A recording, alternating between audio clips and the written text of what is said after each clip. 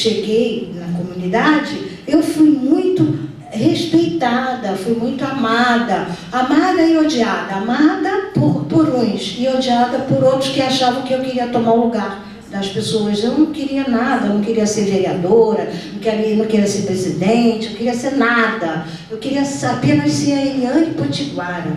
Então, olha só, o primeiro dia que eu cheguei, que eu tive o primeiro acesso ao povo,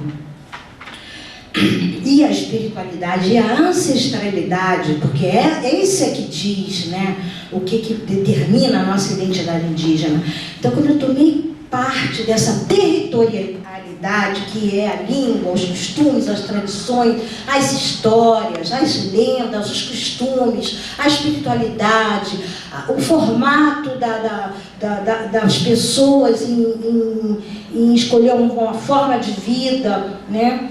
Amando a natureza já há muitos anos, né? Isso não, a questão da defesa do meio ambiente, isso não é agora. Isso, povos indígenas já tinham esse costume, já fazia parte da cosmovisão. Então, quando eu cheguei e tomei parte desse contexto, né? Inclusive a Tagira, que está aqui presente, ela foi inclusive batizada nas águas da Lagoa Sinimbu, se não me engano, junto com o povo. Então, o que é você receber esse presente? Então, quando eu recebi esse presente, essa bênção de nosso Tupã, dos nossos guias espirituais e da nossa ancestralidade, você incorpora isso como algo real na sua vida. Você está sendo iniciada no seu lado espiritual, você está passando por um portal. E compreenda quem quiser compreender. Se os latifundiários não quiseram compreender, e os amigos deles, no caso até indígenas, não quiserem entender, eu não posso fazer nada. Mas que eu cumpri a minha missão. Eu passei pelo portal com grande honra, com grande emoção, com grande responsabilidade, devoção, amor, compaixão, solidariedade, força, coragem e fé. Então eu cumpri essa primeira missão com poucos anos, né? De tantos anos atrás. Eu não fui batizada, mas a minha filha foi, né? Você não gosta de mim, mas sua filha gosta. Então, aí eu tomei, claro, aí o que aconteceu? Eu estava na comunidade, meu marido estava lá também comigo, né? Nasceram duas crianças, uma foi chamada de Taiguara e a outra criança, nessa época a gente foi, uma criança foi chamada Taiguara e a outra criança Eliane, e que são filhos do Tonhô, que hoje são adultos já, que têm filhos. Desculpa. E foi muito bom, porque nessa rito de passagem que eu tive, e a minha filha, eu tive um despertar muito bonito, um despertar, talvez no segundo ou terceiro despertar, porque eu já havia tido outros despertares na infância. Eu sempre, desde que eu nasci, já vinha galgando vários portais, né? Eu lembro muito bem. Esse outro portal, eu ainda continuo passando por portais da espiritualidade, do renascimento, né? Porque a cada dia que acorda, nós somos um novo ser. Hoje a gente está morrendo, daqui a pouco a gente já está nascendo, né? Então a gente tem que estar ligado com isso aí. Nós somos sempre seres novos, nós somos seres novos com histórias. E quando eu adentrei nessa territorialidade potiguara, que já havia viajado já pelas terras guaranis do sul, do Paraguai, do Uruguai, já tinha ido para a Amazônia, já tinha viajado em muitas áreas indígenas, conhecido muitos movimentos indígenas. Eu tive uma sensação de que eu não andava, eu tinha a sensação de que eu levitava, sinceramente. Eu sentia que levitava, que não andava, que tinha uma força extraordinária ao meu redor, e que essa força que foi a determinante e que me fez brotar em mim os meus sonhos, as histórias que não são minhas. Tudo isso aqui não é meu. Nada isso aqui, né? Não foi a Eliane Potiguara. Por questões editoriais, o livro está a Eliane Potiguara, mas não é, né? Aqui o círculo, o colar de lunas, de histórias de lunas, no livro em espanhol, né? Tem aqui a cura da terra e vários outros aqui que eu vou estar mostrando para vocês. Isso aqui não é da Eliane, são histórias dos povos indígenas que não tiveram oportunidade de contar, porque sofreram 500 anos de colonização, de sofrimento, ainda sofrem, né, com todo esse processo de violação aos direitos. Só que, de uns tempos para cá, com as nossas lutas, que não é só minha, temos aqui um presente um grande líder indígena, o companheiro Anapuaca, do Pinambá, que é um grande guerreiro que trabalha na questão das mídias, né, possui uma rádio, uma transmissão ao vivo sobre questão indígena para o mundo. E então, esses guerreiros, como o companheiro que aqui está sentado, e outros, o nosso companheiro Dauá, desculpa, com certeza, a única cartilha de alfabetização na língua indígena era uma cartilha dos ticunas. E os ticunas estavam muito adiantados, porque é um dos maiores, o maior povo do Brasil, o povo indígena. E eles já tinham havia tido um massacre na época. Houve um massacre, um assassinato de mais de 15, eu não me lembro bem os números agora, que já tem muito tempo, está até escrito aqui. Essa cartilha aqui eu tinha vontade de reeditar. Se tiver algum agente literário que pudesse me ajudar para fazer uma nova edição dessa primeira cartilha, ela inclusive ganhou o prêmio do Pen Club da Inglaterra. Na época eu ganhei $10 mil do Fundo Livre de Expressão, que eu coloquei esse dinheiro, esse recurso no nosso trabalho, na nossa sede, nas nossas viagens, né? Porque para a pessoa ter militância precisa de recurso, a gente não pode ir voando, bater nas asas dos lugares, tem que ter o dinheiro de passagem, alimentação, tem filhos, tem outros companheiros que vão e participam com a gente, né? Na época havia 40 mil indígenas nordestinos, nessa década de 80, e esses indígenas, eles já pela análise do saudoso professor Darcy Ribeiro, ele já tinha escrito no livro dele que esses índios do Nordeste não eram mais indígenas, que já eram indígenas. E houve também um problema muito sério, pelo menos na área potiguara, não sei se nas outras áreas, é que quem casasse com índio ganhava terra naquela época, tinha direito à terra. Então houve um processo de miscigenação muito grande nas áreas. E ao mesmo tempo que estava acontecendo isso, os próprios indígenas, alguns que não tinham uma consciência devida, estavam arrendando as terras. E foi isso que a gente foi fazer, junto com as pessoas que estavam precisando de ajuda, porque as terras estavam sendo tomadas, as terras estavam sendo violentadas, queimadas, e os rios estavam sendo poluídos, o assoreamento dos rios era imenso, os camarões estavam acabando, os caranguejos, os mariscos, a plantação, os coqueiros, né? Então houve assim uma devasta nas áreas. Então quando a gente inicia um processo de denúncia nisso aí, junto com o movimento político local, que na época era o Partido Verde lá da Paraíba, em João Pessoa, a gente se junta então com uma força, e essa força contraria os interesses dos grandes latifundiários, que são os grandes donos das usinas de açúcar, né?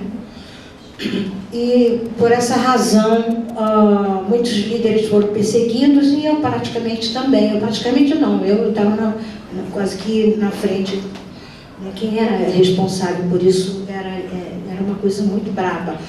Então, a cartilha ela teve essa função líderes no Rio Grande do Sul liam essa cartilha, como Fernanda Caigangue, que ela é uma guerreira hoje, filha da grande liderança Mandila Inácio de Cunha. Quer dizer, as coisas caminham. Você escreve uma frase, a frase caminha. Você escreve uma cartilha, um livro, um cartão, que tenha conscientização, que tenha uma mensagem de luta, de paz, de esperança, de transformação, de evolução, você atinge aquela mente que está adormecida, ou que está estagnada, ou que está oprimida, reprimida pela repressão militar, pela repressão política, educacional, pela repressão cultural.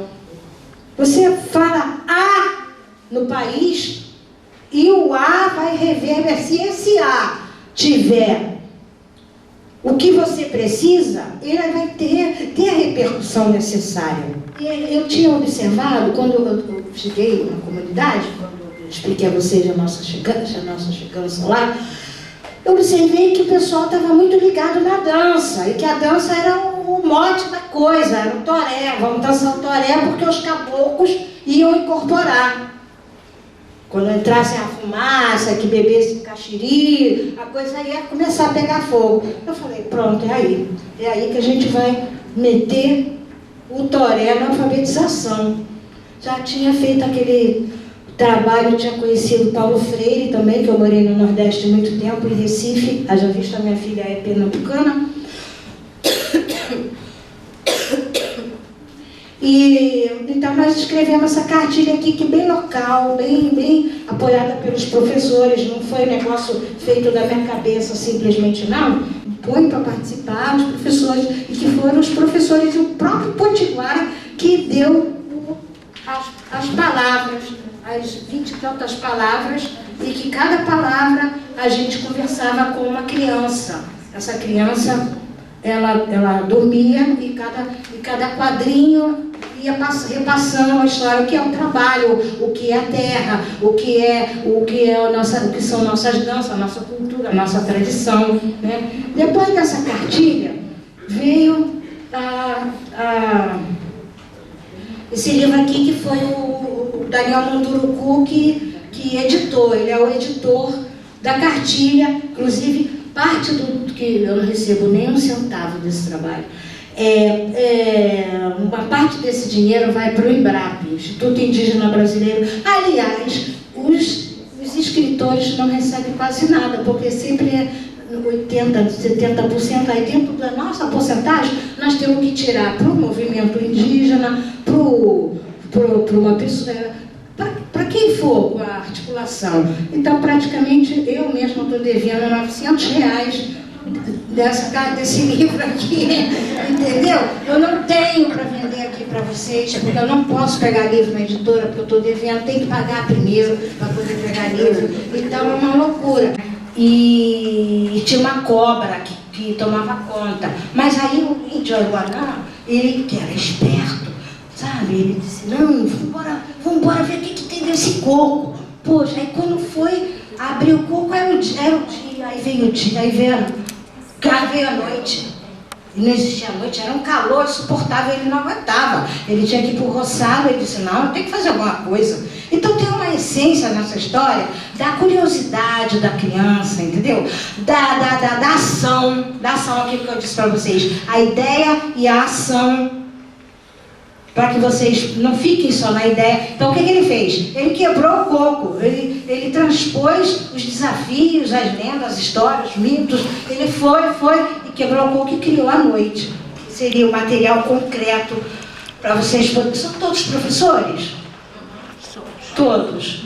Então, vocês podem trabalhar essa cartilha, que ela aqui, na hora que nós formos fazer a leitura, vocês vão ver como o texto tem riqueza. Não é? Não fui eu que escrevi o texto. O texto é uma recontagem. Então, como tem riquezas para as crianças, para os adolescentes, porque ele é um livro para crianças a partir de 9 anos de idade. E vocês vão ver como vocês podem trabalhar e criar um universo e trabalhar essa lei 11.965, vocês podem trabalhar e mostrar para as crianças vários segmentos da ética, da moral, da espiritualidade, da cultura brasileira, da responsabilidade social, enfim, da formação do caráter dessa criança. Então, agora, as novidades são essas. Tem gente que já conhece esse texto no formato texto. A Cura da Terra, esse é o formato em diálogo para crianças, né, que leva a descobrir por que a necessidade da cura da Terra. Esse livro não saiu ainda, é a Editora do Brasil, isso aqui é a boneca ainda, já foi vendido para mais de 300 escolas, e esse livro só vai sair em maio na Fenelige, eu espero, né? Vamos ver. Esse outro aqui acabou de chegar também, já está vendido também. Agora é assim, agora é tudo dinheiro, sabe? Tudo é na base do dinheiro. Se você é um escritor que vende e que você atinge, graças a Deus, não sei por cargas d'água, eu cheguei lá nesse lugarzinho. Então, o Daniel Munduruku, algumas pessoas e outras que também saem com o seu livro debaixo do braço e vai andar e caminhar de escola em escola. Também foi o que eu fiz, foi caminhar de escola em escola. Só que hoje eu não faço mais isso, eu não saio mais atrás. Não vou mais, não peço nada, não me inscrevo em nada, não quero saber de nada, eu detesto conta, não quero saber de edital nenhum. Quando alguém me manda entrar em edital, eu digo, não quero, porque é muito complicado, tudo isso é muito confuso, eu não sei. Sabe, eu sou analfabeta disso aí. Então eu quero que me convide. Eu quero ficar no meu confortinho, só recebendo os benefícios e os louros dos meus 64 anos. Então, quiser me convidar, eu vou. Também se não me convidar, também não vou. Entendeu? Quiser me dar um dinheirinho, eu aceito, porque eu como, eu bebo, eu tenho que comprar rímel para os meus olhos. Eu gosto, por que não? As misses indígenas estão usando rímel, estão passando com a sua cultura, com suas tradições, e estão passando rímel, só ver no Facebook. Então também quero ficar bonita. Então por isso que eu preciso também comprar alguma coisinha para mim. Meu sapatinho, que tem um ano, foi do meu aniversário, entendeu? Então eu trabalho, também sou trabalhadora, estou nessa bolsa das escolas sustentáveis em Convida. Pelo título vocês devem perceber que é algo importante. Foi o Oiapoque agora, para o Acre, para trabalhar o que é o meio ambiente e a educação ambiental, e para uma educação mais sustentável dessas crianças. Uma potiguara batizada nas águas do Sinimbu com 2 meses de idade. Olha, é muita responsabilidade ser batizada numa comunidade indígena aldeia. Você tem que dar valor, mais valor, aparecer, chegar junto com os parentes. Amo vocês, mora no meu coração.